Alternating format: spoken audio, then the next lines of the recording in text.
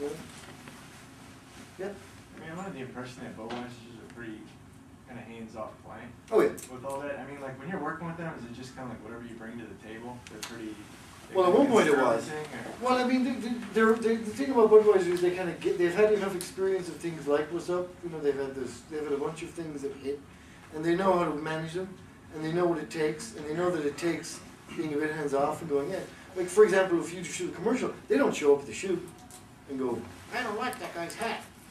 You know, they let you go, and then they come back. Look, this is the way it works: is that they shoot the commercial, and they come back and they go, yeah. Like I remember we did a commercial. We did a bunch of commercials, but they never aired. But like that one. But there was one that we did, and after when there was up thing, we were like, hey, you know, it'd be funny if we had old women, grannies doing What's Up, right? And so we did it. We shot it, and they agreed to it. And then we came back with the commercial. And they were like, yeah, I don't know about grannies for Budweiser. Let's not air that one. And then like about a month later, a parody appeared on the internet with grannies to be the exact same thing. But that's the way they are. They're like they go shoot us and then we'll think about it. Which is the best way. You know, they'll say, is it funny? It's only the way they look at it is it's only you know $400,000. Let's see what happens. Or those people are like, ooh, that's a lot of money, man. But you see, yeah, that's why they get good commercials. You know, like the Dune thing. I was just talking to a friend of mine who works still at DDB about the Dune thing. Who works in Bud Light, and he was like, you know, some guy in New York shot it. You know, the dude's short film, and they went to them, and he brought it to them, and they were like, yeah, let's do that one. That's good. You know. I take it there's no like really penny pinching or anything though. The budgets is just. Oh well, there's penny pinching. They're corporate America, but they're smart enough to realize that they in the business they're in, they have to have a cultural effect. Like Miller goes on talking about calories and carbs. Who cares? Nobody. You know, nobody cares. Do you care? Nobody cares. There you go. That's it. Budweiser understands that.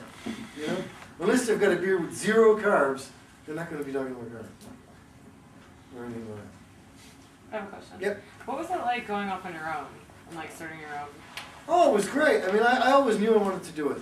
You know, I knew I couldn't stay within the confines of a big agency and just, it gets old. You know what I mean? At a certain point, you've got to change. Like, you know, otherwise it would have been a lifer. And you know what I mean? You need change in your life. If you're a creative person, you need to change, right? So that's one thing I always say to young creatives is like, you know, where are you from? They'll say, well, I'm from Wyoming or something. Well, go to Amsterdam. Go somewhere else. Because then you'll be the guy with the cool point of view. Do you know what I mean? With your can of cheese whiz. Blowing their mind with his cheese in a can. You know, I think that's a good thing to do. So I've tried to do that in my life. So if I get into a rut or get bored, I do something about it. So the logical thing to do at this point in my career is to start my own place. And it's great. It's just by definition, it's like moving country. It really is. Totally different point of view. Given the changes in the media environment that you've been over, do you think the traditional big agencies are still going to thrive? No, they're not. They can't. They can't by virtue of what they are. They over the time they evolved into basically production facilitators. You know, like they will help you get your commercial done because that's tricky and you don't know what to do. And I think they were so heavily positioned as that they've really kind of lost their ability to think in a way. And I think that it's just, you know, like, you know, change happens, somebody's got to lose, right? They're going to lose. Sorry. Google wins, you lose. You know, kind of. And so that's the way it goes. You know, they've you know, their time has come and gone. You know, like things don't last forever, you know. And I think that was one of the reasons I wanted to start my own company too, was because I didn't want to get stuck in 1985. And that's kind of what it feels like to be in a big agency. Is like, you know, it's not the way it works anymore. You know, and the way we work, me and my partners work is like, two of my partners are in media, so we think of things differently. We don't. It's not like I sit around and go, listen, guys, Vinny cracked this. No, I'll take an idea from anywhere. I don't care. You know, and that's the way it's got to be. It's the old way is done. And the old way of two guys going, hey, how about this? It's still part of the process, but I think you have to be more aware of everything. And I can't put it any plainer than that. You know, like, do you know, like, do you know what Twitter is, right? What's Twitter all about? Do you know that? Well, how does it factor into what you're doing? And it's changing so much. We were just doing work with YouTube there. I was trying to help them come up with ideas for this thing. And, you know, like YouTube. My new thing is this, like, never mind doing Spot. Because you know how much it costs to be the promoted video on YouTube? It's only $300,000 for a day. 20 million people. That's better than any TV commercial, you know? I mean, if you got something that's funny, like hopefully our buying a Maserati with pennies will be funny. We're going to put that on there. There's going to be no TV. Well, we might be on TV. But you know, you have to think about media. And I think you have to think of media ideas, and you have to think of like, what will it take, what's the shortest route to the popular consciousness? And it used to be that it was, well, they all watch Seinfeld, it's a Thursday night, so let's do that. And it's not the case anymore. So what do you do then? Because the game is still the same, you know? If you're Budweiser, you need the mass audience. You know, you can't be, you know, they tried it with Bud TV and it didn't work. You've got to be reaching people. And they'll do it. Like, this is the thing, is that, like, clients aren't going to give up.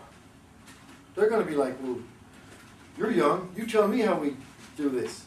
Because there's kind of a cultural division between, it's interesting, like you can, you know, I remember like, when I was a kid, like, looking, you know, when rock and roll was first, I wasn't around then, obviously, not that old, but when rock and roll was first invented, there was a big, like, a tectonic plate shift, you know, I think, between the World War II culture and their kids, you know, and it was like, you just don't get it, you don't get it. And there hasn't been one of those till the internet came along. And now it's a technological thing, where people just don't quite get it. And you know what? They never will. Why? Because they're too old, and that's the way it goes. You know? And that's kind of an interesting position to be in. Like, you've got a lot of, you have a lot more power, say, for example, the difference between you and me, say, when I was starting out, there was some guy going, yeah, I got all the awards, and yeah, I bet you can't do a commercial as good as I can.